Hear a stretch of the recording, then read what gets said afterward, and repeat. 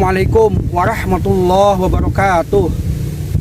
Saudara-saudara yang dirahmati Allah Subhanahu wa taala, ketemu lagi dengan channel MT Ashada.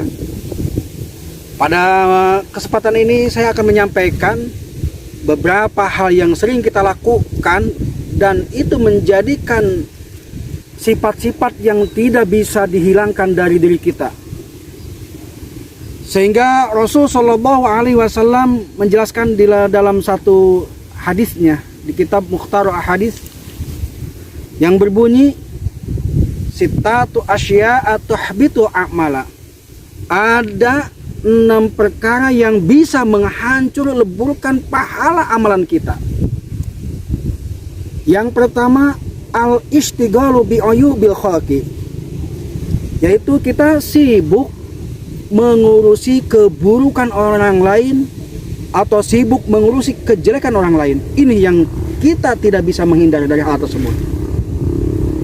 Terkadang kita itu bingung, kejelekan yang ada dari pribadi dan keburukan yang ada dari pribadi tidak ditengok, tidak dilihat, malah sibuk terus mengurusi keburukan orang lain. Lagi zaman pemilu dulu, lagi zaman pilpres, keburukan calon si anu dibuka, keburukan calon si A dibuka. Nah ini, pada satu sisi keburukan dari masing-masing punya keburukan masing-masing. Nah, dari hal tersebut kata Rasul, bahaya ini, bisa menghancur leburkan pahala bacaan kita, pahala amalan kita. Walaupun pahala amalan kita itu banyak, ladang sodako, puasa sunnah, terus sholat sunnah, banyak yang kita jalankan, yang kita lakukan.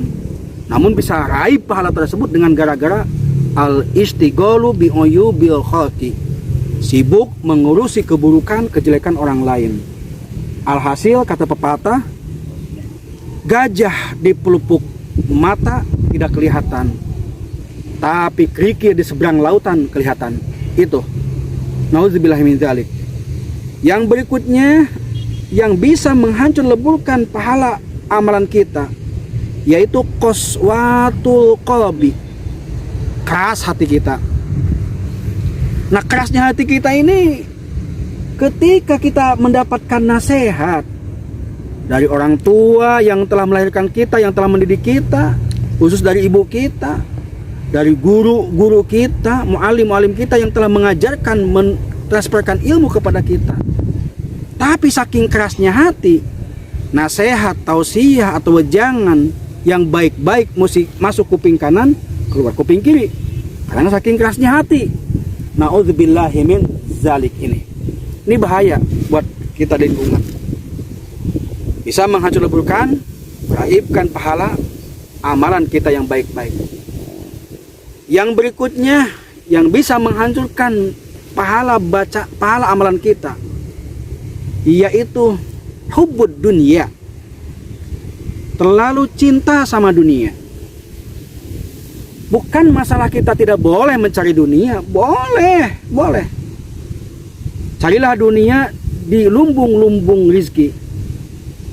Utlubur rizqo fi khazayatil ardi, kata Rasul. Carilah rizki, carilah penghidupan, carilah ma'isyah, carilah nafkah buat keluarga kita di lumbung-lumbung rizki.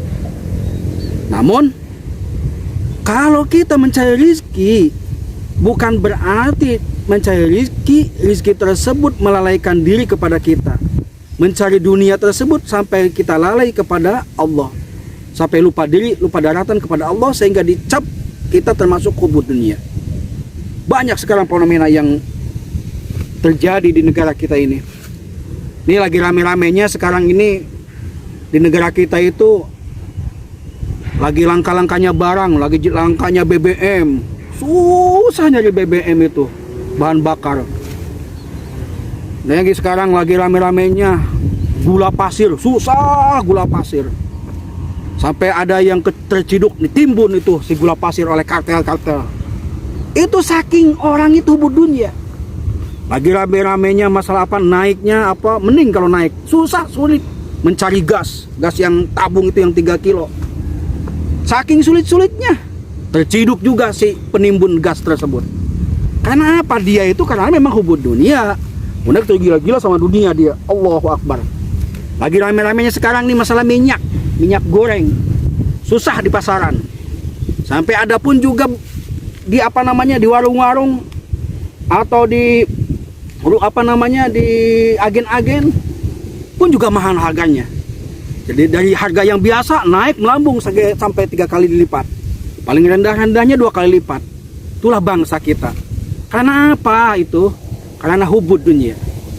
Jadi tidak ada namanya kita kita ini sayang sama orang kecil. Mereka orang kaya yang banyak duit. Mereka yang tajir, mereka yang miliarder, yang triliunan uangnya. Tapi karena memang punya rasa sifat hubud dunia. Nih yang jadi permasalahan, hati-hati. Ini bisa meleburkan amalan pahala bacaan kita. Amalan-amalan yang dilakukan oleh kita, pahalanya hancur, bisa raib. Allahu Akbar. Yang berikutnya yang bisa menghancur lebur pahala amalan kita, yaitu tulul a'mal. Apa tulul a'mal? Tulul a'mal ini panjang angan-angan, panjang hayalan. Jadi menghayal terus, apalagi sekarang lagi musim-musimnya Covid. Bayangkan Covid 2002, dari 2020 sampai 2022 ini nggak berhenti. Banyak yang nganggur. Banyak yang menjadi pengangguran karena saking nganggur di rumah, nggak ada kerjaan. Lagi sedang bengong-bengongnya banyak menghayal. Apa aja, pengen inilah, wah kalau saya nanti ginilah. Nah itu tulul a'mal disebutnya. Ini yang panjang angan-angan ini akan menghancur leburkan amalan pekerjaan ibadah kita. Pahalanya lebur, pahalanya raib, pahalanya lebur. Yang berikutnya, zalimun la yantahi.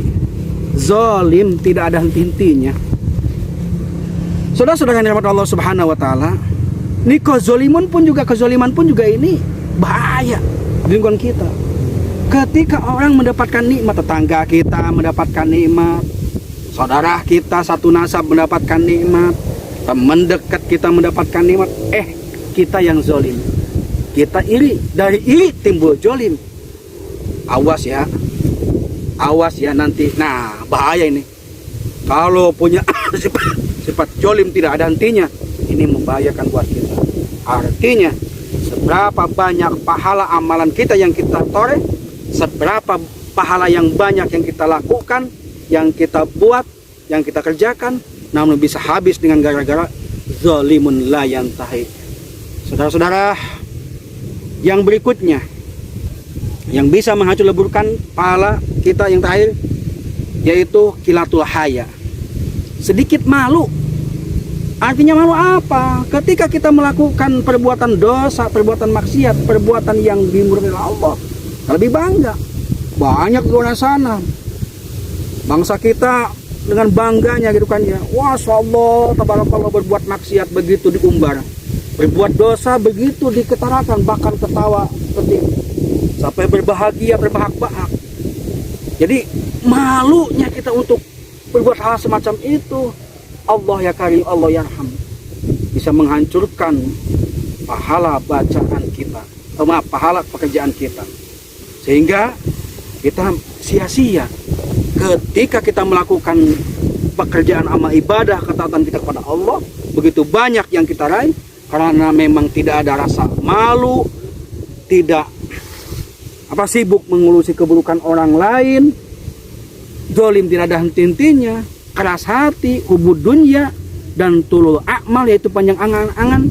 Ini membahayakan buat kita dari sisi nilai amal kita yang kita raih. Mudah-mudahan kita dihindarkan oleh Allah Subhanahu wa taala dari hal-hal tersebut, sehingga kita bisa melakukan aktivitas ibadah kita kepada Allah Subhanahu wa taala dengan istiqomah, continue dan langgeng. Sekian, assalamualaikum warahmatullahi wabarakatuh.